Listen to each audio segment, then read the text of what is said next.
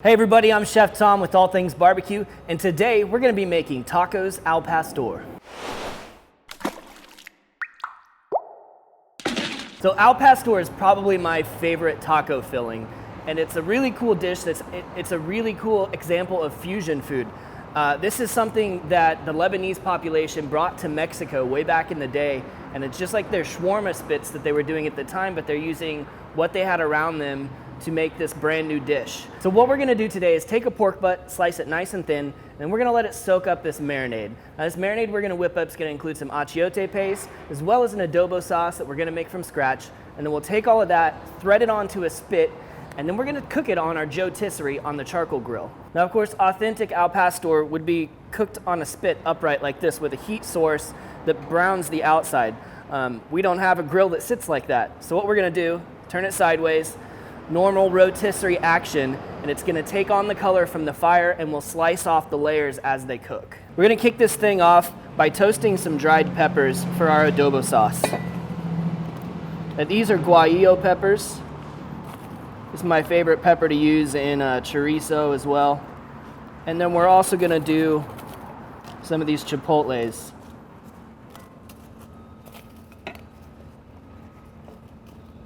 Got about 2 ounces of each.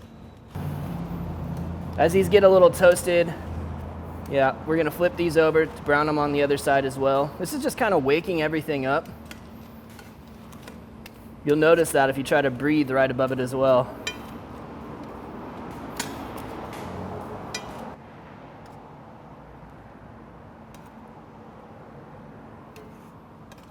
So now what we're gonna do is just take all these seeds out of here. If you want it super spicy, you can go ahead and leave those in there. But they are gonna add a little bit of bitterness to the sauce.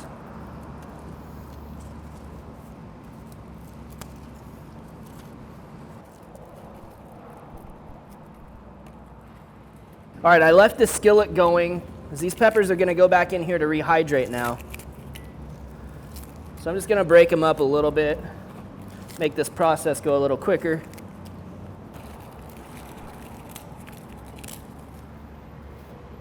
And then we want to cover them with water.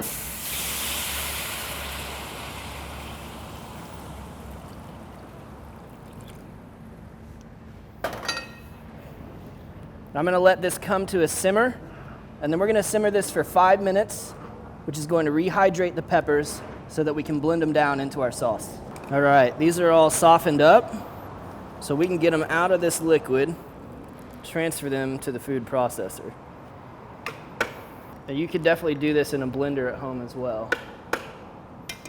And now we can begin to add the remainder of the ingredients for the adobo sauce.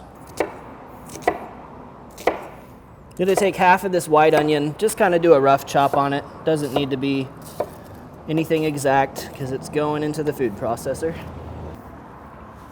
Here I have about an ounce of piloncillo. This is essentially brown sugar. And if you need to replace it with something else, you could use brown sugar.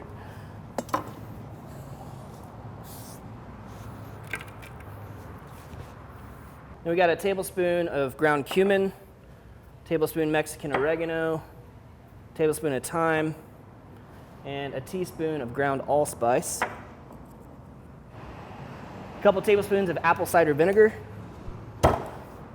And then normally I do about 2 cloves of garlic crushed up, but this one is massive, so we're just gonna use 1 in here. And we're gonna use a couple different juices, pineapple juice, because that goes great with al pastor, as well as some fresh orange juice.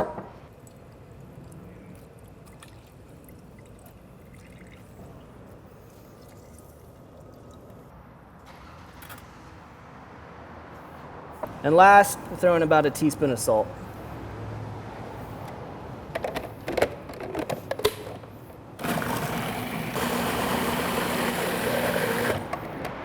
Man, that's fantastic. That's so earthy.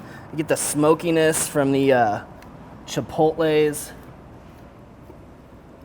It's still a little bit rough, but I want to scrape down the sides, make sure we're working everything in.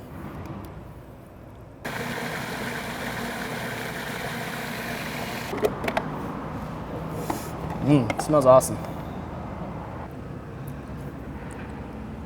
Beautiful. Pinch more salt and we're perfect.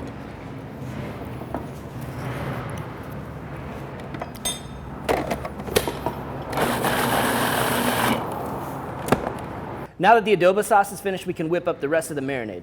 This is the achiote paste that we're going to use, and this is something that you can make from scratch if you want to, but you can find this pre-made at your local Mexican market. And of course, you know, the adobo sauce, kind of the same thing. You want to make it from scratch, that's awesome.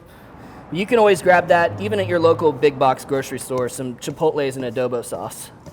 So this is 14 ounces of the achiote paste. We'll kind of mash this up and start adding the other ingredients. I'm going to add a half cup of apple cider vinegar and a half cup of olive oil. We kind of mix this around and let that paste dissolve a bit. Look at that beautiful, vibrant red color. That's going to end up on the pork. It looks fantastic. And now I'm going to start adding my adobo sauce. Here's a couple cups of adobo. Mix that up and see how it looks.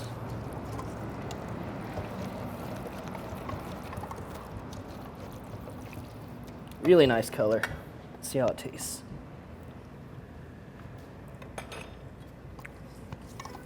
That's about what we're going for. I've got a little bit of extra adobo sauce. I'm just gonna dump that in there.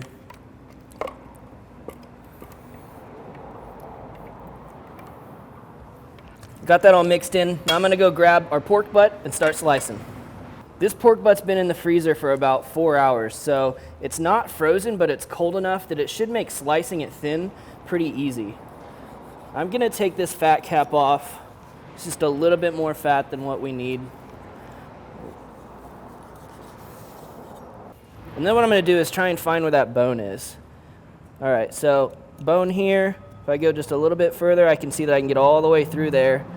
So I can take this half of the pork butt and slice this real easy to fit onto that spit rod. This half we're gonna have to work with a little bit, work around this blade bone. But we'll still be able to get some good slices out of this too.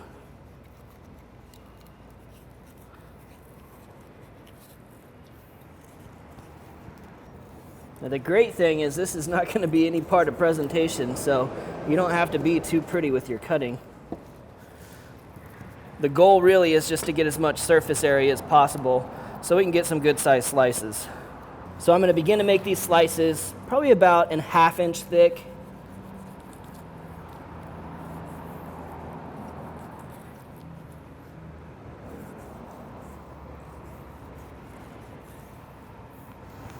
The great thing about this dish is that these slices are all going to be pressed together. So like I said, you don't have to be too pretty with your slices.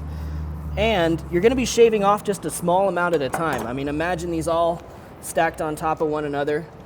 It doesn't matter that they're not all the same shape because we're just taking off the outside edge slowly as it cooks. Now we're going to combine everything that we've worked on up until this point. We're going to put a little bit of our marinade down in a dish, spread that out, and start layering in the pork.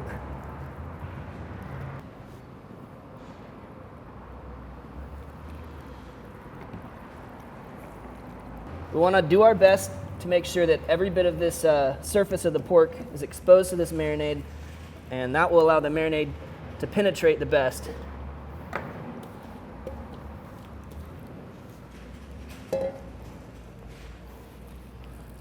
All right, and at this point, this is going to go into the refrigerator. You want to let the pork soak in the marinade in the refrigerator for at least an hour before you move on to the next step, which will be skewering this and actually getting it onto the grill. Before we get this pork threaded onto that spit rod, we need to get our pineapple cleaned up because a little bit of this is going to go onto that spit rod as well. So I'm just going to square off the top and the bottom. Now this will sit flat for us and we can cut off this spiky exterior. Make sure you don't get any of those left in there because they'll get stuck in your throat and it's not pleasant.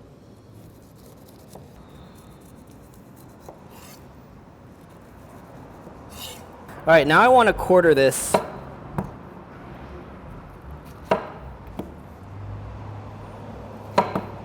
And these middle sections I'm going to set aside. The top and the bottom are going to go onto the skewer and all of the pork will fill up in between. I'm gonna start pulling these slices of pork out of the marinade, and I'll wipe off the excess, transfer them over to this dish.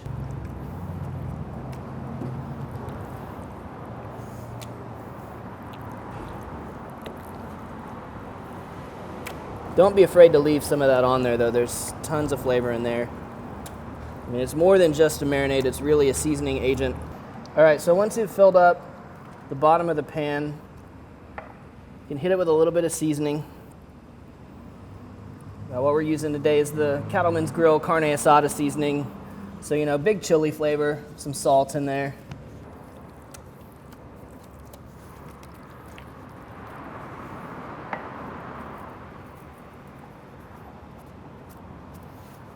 All right, and then we can work on our next layer.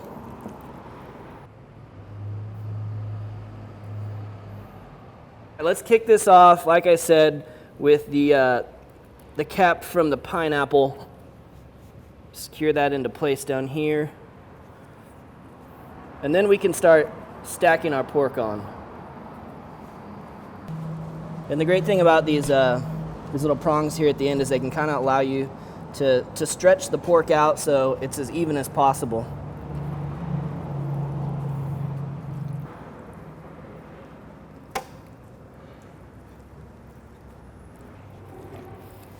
Okay, once you get this thing filled up, you can throw the other end of the pineapple on here.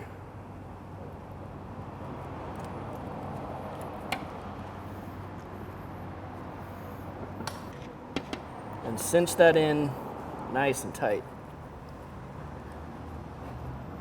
And this is ready to go on the grill. Now if you're seeing these parts that are kind of flapping around, don't worry about that. They're gonna get cooked up really quick and we'll take them off as soon as they're browned.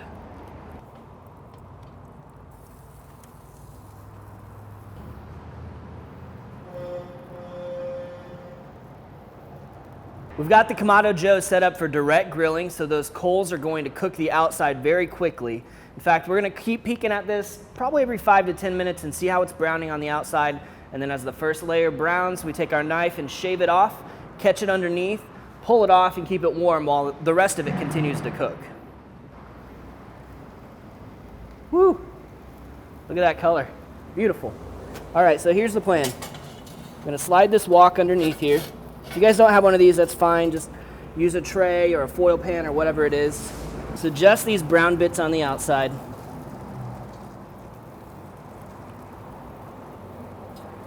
And this first batch that you take off is always a little bit sloppy because not everything is even yet. But as we form this, as we cut this off, it becomes more uniform and even easier to shave off of here. You guys will see that as we continue to cut. Now, of course, this is designed so that you can serve hot food for a period of time. This may take an hour or so total for us to actually shave everything down. So this is ideal for larger gatherings where you're feeding people throughout a longer period of time. And what's really cool is with this wok in here, it's getting nice and hot, so it crisps up that meat as it falls down, and then we can slide it back out of there and serve it hot straight out of this wok. So I'm gonna take this middle section of the pineapple that we've reserved and dice it up to go onto the tacos.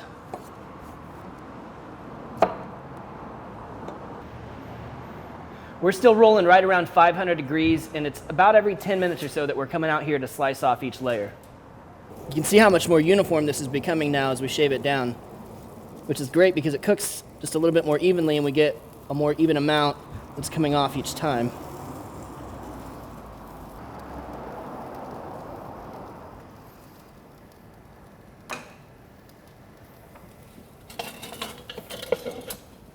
So let's say you're in the kind of situation where you want to serve this all at once. Well, what you want to do is do this ahead, earlier in the day, and collect all of that meat in the small bite-sized pieces. Then when you're ready to serve it, go ahead and throw it into a hot skillet with a little bit of oil to get it crisp again and to bring the temperature up.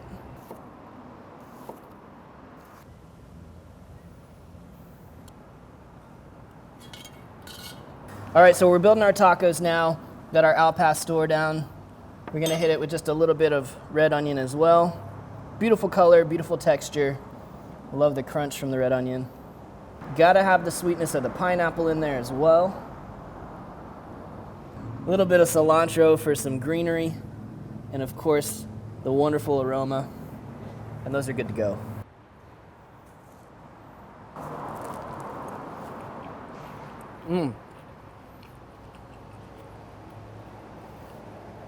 I love the way that the pineapple is bright and sweet, contrasts that nice savory pork flavor. I love every bit of it. All I'm missing is a cold beer, and it's a good night. Thanks so much for watching. If you enjoyed the video, please hit that subscribe button. And if you have any questions or comments, or there's anything you'd like to see me cook, let me know in the comment section down below. For more recipes, tips, and techniques, head over to thesauce.atbbq.com. All things barbecue, where barbecue legends are made.